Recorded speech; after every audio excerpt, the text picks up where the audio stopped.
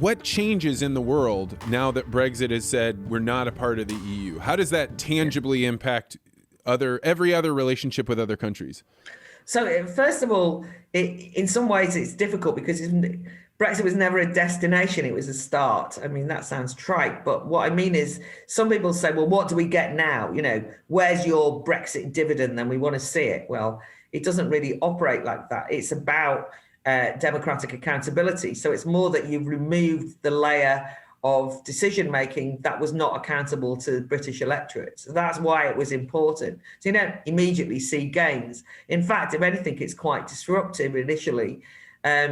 Partly, some of us believe that trying to negotiate a trade deal with the European Union actually would carry on entangling our relationship with them in a way that was going to be unhelpful. But nonetheless, Boris Johnson carried on with that, and there is now a trade deal signed. So in some ways, the trade deal with the EU means that trading will still occur with the EU. But just to use one very pertinent example at the moment, if you're a member of the European Union, you as a nation state can't, on a wide range of issues, make certain decisions on your own. You have to get the agreement of the other 27 nation states. So the most visceral example of that at the moment is on vaccines.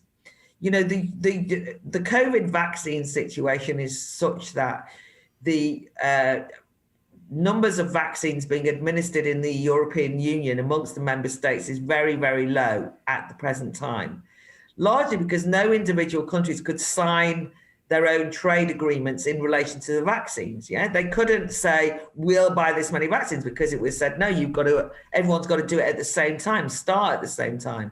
And they've got themselves into a real mess on that.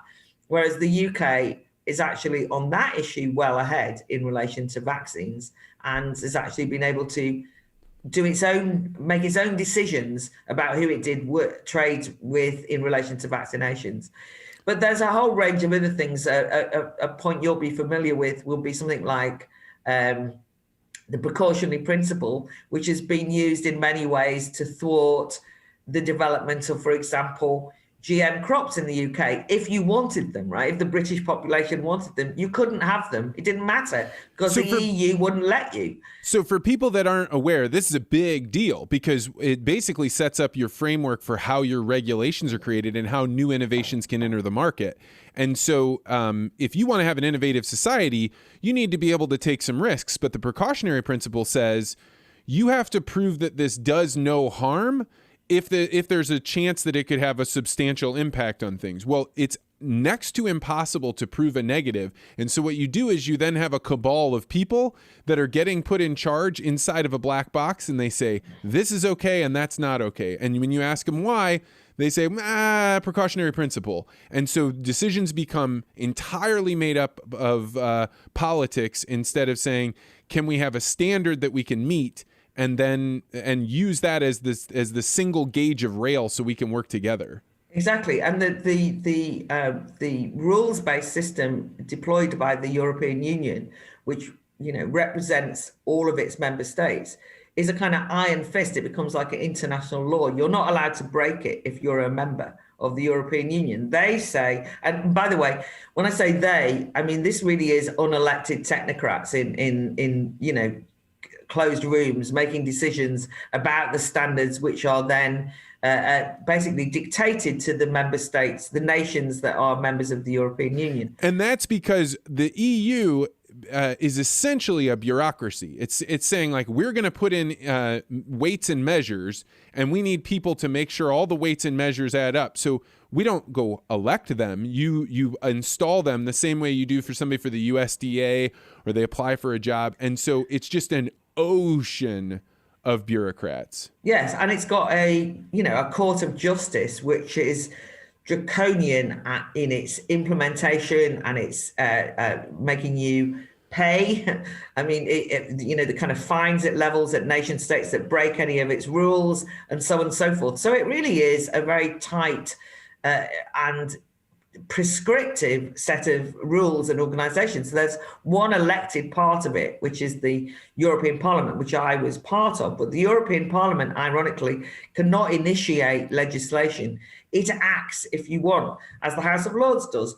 So it's elected but you're elected not to make any rules, but to rubber stamp those rules that are being made by the unelected. So it's one of those great, everybody will say to me, oh, the EU is democratic because you have elections, but actually to the part of the European Union which has least power, which is the Parliament. It's kind of a talking shop in the real sense of the word. So the European Union, has moved towards a kind of more federalist relationship over recent years. It started off just as a trade organization, a trade gathering around coal and steel, and now it's gone on to become a more political project. Now, if you can imagine a situation, I mean, obviously the US is made up of federal states, but nation states within the European Union are treated as though they're federal states, if you see what I mean. But there was never an agreement made where, no nation state was created whereby a European citizen would be given access to democratic accountability of all the people who make decisions in Europe. So it cheated. It avoided the Civil War bit. It avoided the bit where you forge that state, you forge that central state out of the different states into a nation state. Well, and the Civil War is a good example of how they forged together a federalist power, but then also essentially the bureaucracy is what continued to allow the state's power to just creep and creep and creep and creep. Because once you get the ability to tax and print your own money, now all of a sudden your ability to say, well, we'll give you some of this money to build things that you want, but you have to give control over what is the drunk driving limit? What is this thing and that thing? And then all sorts of trade standards. And I think there's a perception that we were always in this centralized national government that really has only occurred in the last 30, 40 years, expanded in the way that it has. Yes, that's true. But it's nonetheless, there is a kind of consent in relation to the way the US has developed. And all I'm saying is that what's happened is that the people who are at the top of the EU want that federal situation where they dictate what happens in the member states. But there's a tension because they still are nation states. They are nation states. And the way that you have democratic decision making is by voting in your prime minister or your president or whatever form you've got.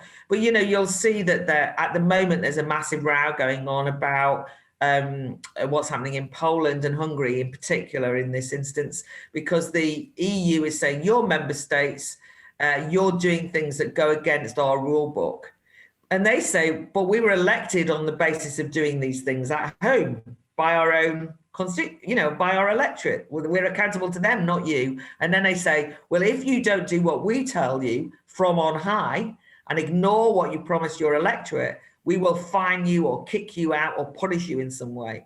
So it's federalism by the back door. It's not explicit, but it's a way of creating a federal unit that has that power to dictate what nation states do. That's why it's such an affront to democracy. And, national sovereignty is important to me. It's a very important principle.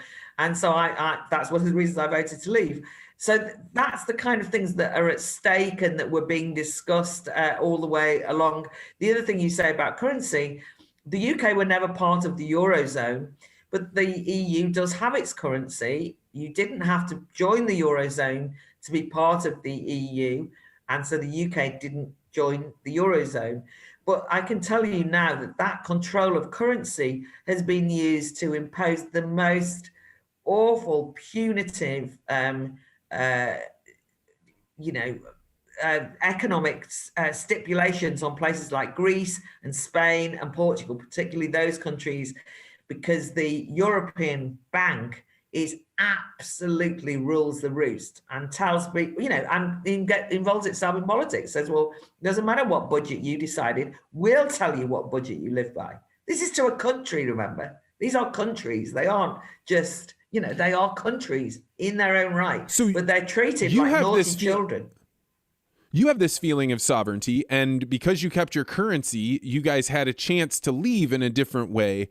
Yeah. But if somebody like Italy decides to just pack up and leave, what are they going to do? Because at a minimum, they would still be held pretty tightly if you still have your currency connected with what's going on in Brussels. Well, I think the only way would be, that's why it's very difficult, but it's also for those countries to consider leaving because they're very tied in. But you could, in a way, see it a bit like declaring yourself bankrupt, which is you could leave and start again.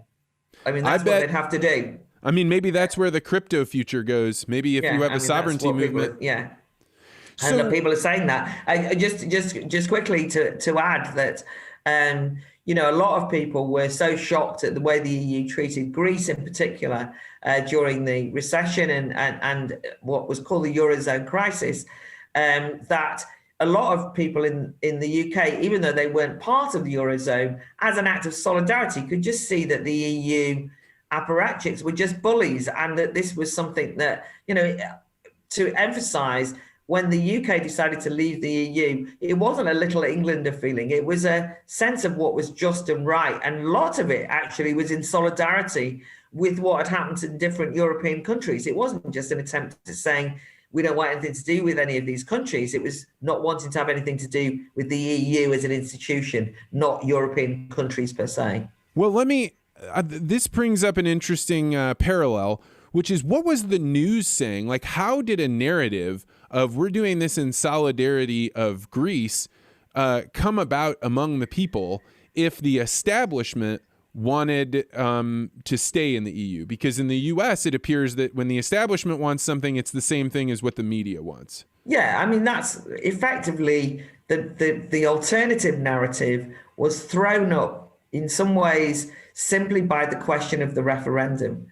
Once you had a referendum and the referendum was called, the establishment then had to tell people that it was worthwhile voting in it. So they then had to motivate people to vote in it by saying, this is the most important, and they actually did say this. They said, this is the most important vote you will ever make in your life. We are trusting you to decide on the future constitutional arrangements that this country makes. And quite a lot of people who'd previously been apathetic or never voted or not thought that anyone cared what they thought, suddenly felt that each vote would count, which it did in a referendum. Each vote counts, right? It's a 50-50 situation. So that, in a way, kick-started a genuine debate. And people started to say, which way are you going to vote in the referendum? And there was an establishment and media narrative, but they made this mistake of basically defensively involving themselves in a narrative that tried to demonize anyone who was even thinking of voting leave. And by doing that, they were, instead of that working, it actually had the impact of people thinking, well, I'm considering voting leave. Why are you calling me? I'm going to find out about this.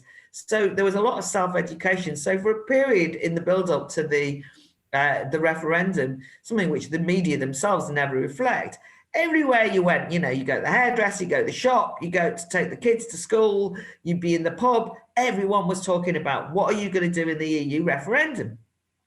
And then everyone would argue about it. And they were reading around, they were going to libraries, they were looking online. So the media narrative was such that the media didn't realize that millions of people were not taking any notice of their narrative, which is why the media got such a shock when people voted to leave, because they believed their own hype.